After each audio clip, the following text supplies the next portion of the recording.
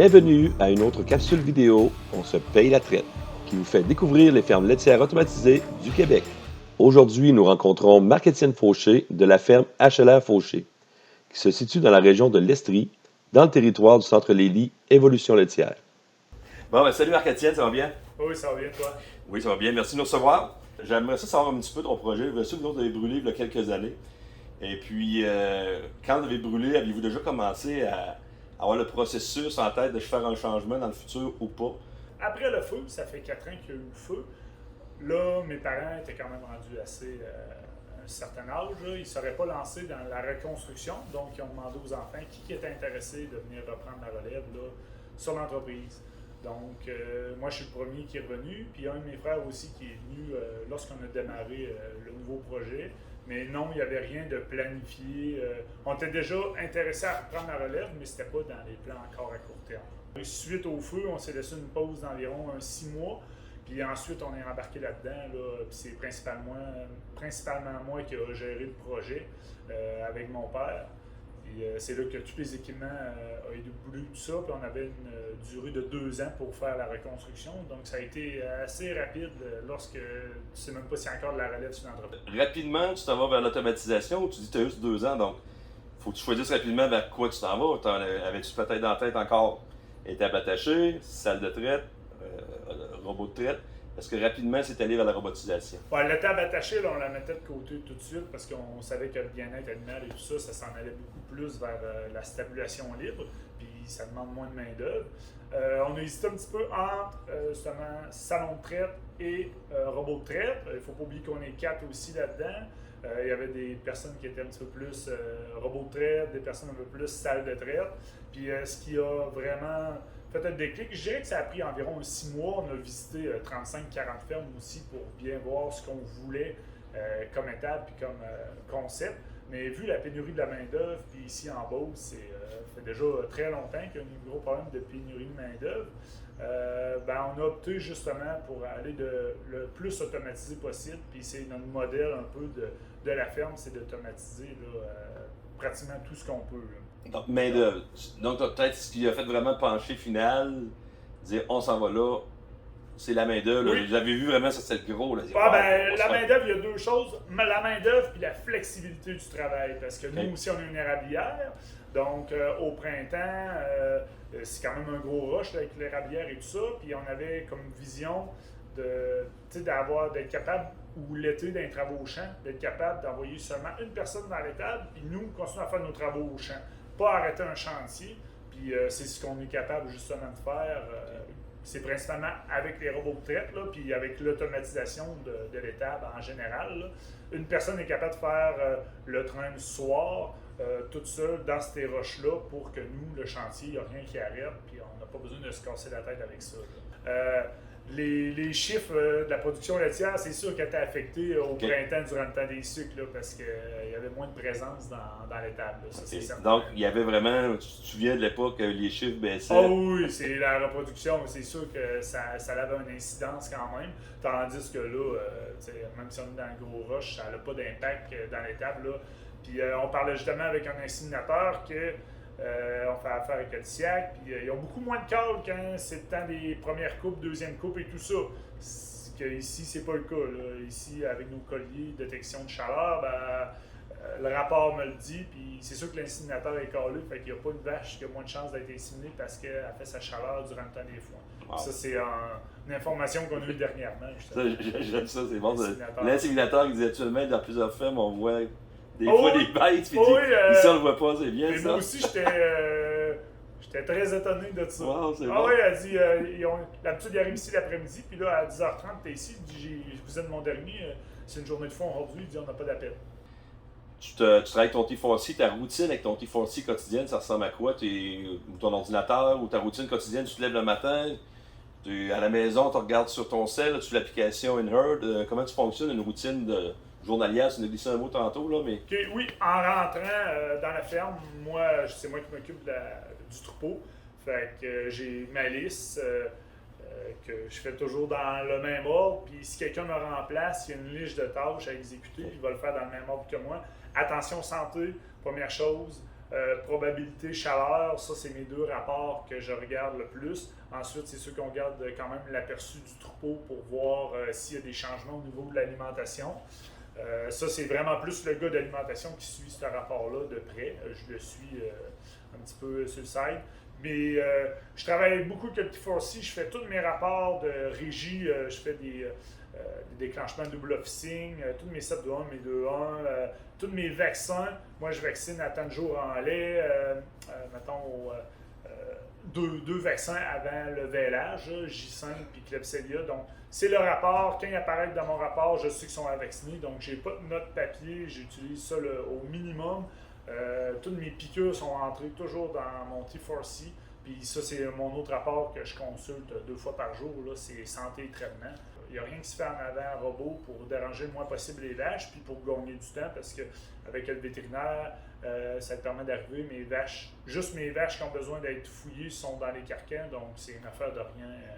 Est-ce que tu es satisfait des changements que tu as faits, disons, par rapport à fais-tu plus ou moins de lait? Est-ce que si tu calcules, disons, tu es rendu, tu me disais tantôt, tu me l'as dit, tu me le répéter, la quantité de vaches, de lait que tu fais, comme c'est là, vous êtes environ à quoi? Vous avez 3 robots de traite, premièrement, 3 à 5? Oui, on a 3 robots de traite, on tire 135 vaches en moyenne. On a un troupeau quand même cyclique, vu qu'on a acheté 5 vannes de vaches, vu qu'on avait passé au feu. Donc, on va stabiliser ça là, dans les prochaines années. C'est sûr que c'est dur à comparer avec l'étable attachée puis le confort animal. On était loin de ce qu'on a là, mais la quantité de lait qu'on fait, c'est une très grosse différence par rapport à l'ancien troupeau qu'on avait puis l'étable qu'on avait. Là, on était juste à 2 traites. Le confort des animaux, c'était minimaliste, qu'on pourrait dire. Là, on est en bête profonde sur fumier recyclé. Puis on le voit, là présentement, ce qu'on le voit énormément, c'est sur la longévité des vaches. Là. Okay. Puis nos vaches sont rendues 3e, 4e veau. Ça va à merveille, on n'a pas de problème de santé. Autre, on travaille fort sur les mammites. Mais sinon, tout ce qui est préparation vêlage, on a un parc de préparation vêlage. Puis ça fait une grosse différence comparé à vêler attaché comme dans notre étape d'avant. Puis notre grande force depuis le début, c'est vraiment la reproduction. Notre taux de gestation, on est à 30-35%. Puis notre intervalle vêlage, on est à 370 jours. Oh, wow. Puis c'est le même depuis le début, c'est super stable, même si les vaches vieillissent. Nombre de, tu m'as dit 190 kilos, vous le faites présentement pas mal, là, votre 190 kilos? Là, oui, on doit être. Oui, autour de ça, là, okay. On fait 190 kilos, puis là, on tire environ 123-125 vaches là présentement pour faire 190 kilos. Là, ouais. Nous, on a une autoration qui prépare tous nos aliments de façon automatisée. Puis dans le futur, on veut justement automatiser la distribution là, de nos aliments. Puis on regarde justement avec Lélie la possibilité d'installer un vecteur pour première chose, sauver plusieurs heures dans notre semaine pour encore venir optimiser notre temps. Puis on sait que le vecteur va faire un meilleur travail qu'un employé parce qu'il est capable de faire il met des aliments frais constamment. Puis tu ne manqueras jamais de nourriture vu qu'il fait la lecture de la crèche. Fait que ces deux éléments-là nous incitent à aller vers l'automatisation de la distribution. Ça va nous libérer du temps et il va faire un meilleur travail là, que si on engagerait un employé pour faire ce travail. Tu as quand même un Juno présentement, un petit repos social, oui. J'ai vu. Là. Okay. Lui, il passe toutes les 2 heures après autour de ça. Notre Juno présentement, il passe aux heures. OK. Ouais. Ça aussi, ça paraît déjà, le fait de au moins Oh oui, c'est impossible de ne pas avoir un Juno. Après 4 heures, les vaches manqueraient de bouffe parce que l'aliment serait déjà trop loin. Là, donc, on ne passerait pas aux 4 heures à venir pousser avec notre grappe manuellement la nourriture. C'est inconcevable. T'es marié? Tu as des enfants? Oui, j'ai 2 enfants, puis j'ai ma blonde. Donc, oui, j'ai vécu. Les heures de train, c'était très différent. Là. On finissait à 7h30 du soir, là, tandis que là, c'est grosso modo 5h30, 6h. Puis, on a encore démarrage, ça c'est sûr qu'on va l'améliorer, puis justement, en allant s'automatiser encore plus. Puis notre but, ce serait de ne pas rester à 5h30, 6h, mais de revenir encore plus tôt là, à la maison. Mais ça, c'est des travaux qu'on a à faire dans les prochaines années. Puis tu as aussi tes petits veaux, j'ai vu un petit soigneur Cannes Lily.